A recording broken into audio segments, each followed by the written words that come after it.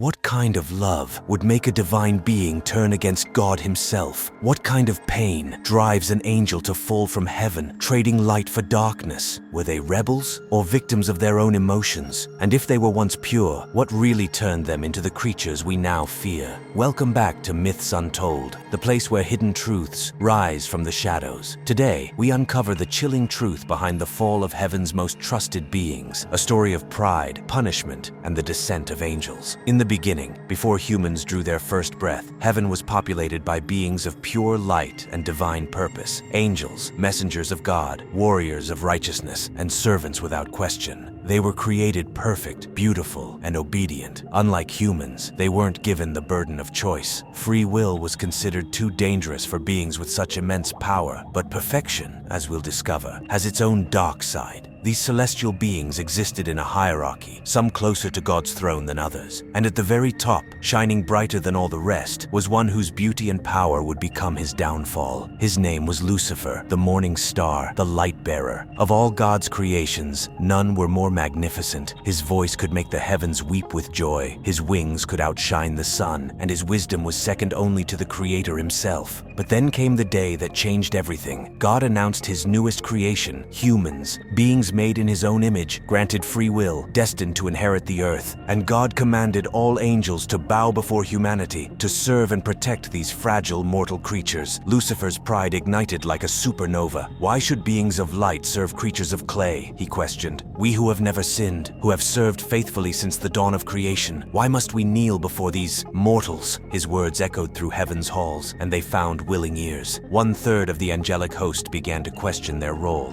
Were they truly meant to be servants forever? Should beings of such power and wisdom submit to creatures who would live and die in mere decades? The rebellion began not with hatred, but with pride. Lucifer gathered his followers and made a declaration that would echo through eternity. Better to reign in hell than serve in heaven. But some of the fallen didn't fall quite so far. These were the Watchers, angels who descended to earth not in defeat, but in defiance. According to the Book of Enoch, these Watchers landed on Mount Hermon and made a pact. They would do what heaven forbade. They would interact directly with humanity, but their involvement went far beyond simple contact. Led by Azazel and others, they began teaching humans forbidden knowledge. They showed them how to forge weapons of war, how to create cosmetics and jewelry, how to practice sorcery and seduction. Some even took human women as wives, creating offspring known as the Nephilim, giant, half-divine beings of immense power and violence. But here's the question that haunts us. Were the Watchers trying to help humanity evolve, or were they leading us toward destruction? Did they act out of love for mankind, or was this just another form of rebellion against God's plan? Their intentions remain one of history's greatest mysteries. The Nephilim grew in number and power, terrorizing the earth with their violence. The world became corrupted, filled with bloodshed and chaos. In response, God decided to cleanse the earth with a great flood, wiping out the Nephilim and most of humanity. As for the Watchers, their fate was sealed. They were bound in chains of darkness, imprisoned beneath the earth or in the depths of hell, condemned to wait for the final judgment. Some say they remain there still, watching,